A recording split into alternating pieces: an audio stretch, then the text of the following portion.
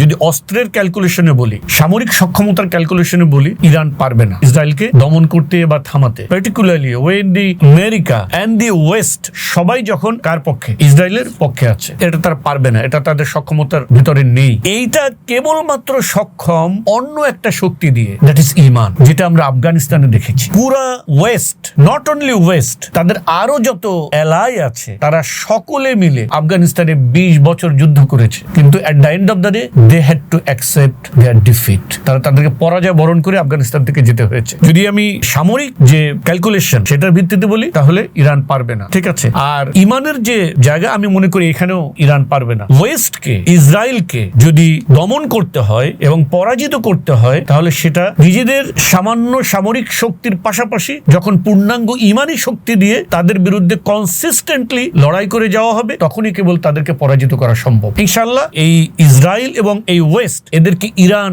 Ultimately পরাজিত করবে না। এদের পরাজয় হবে সুন্নি এবং তাকওয়াবান মুসলিমদের হাতে, ইনশাআল্লাহ। সেটা আমরা দেখব অদূর ভবিষ্যতে।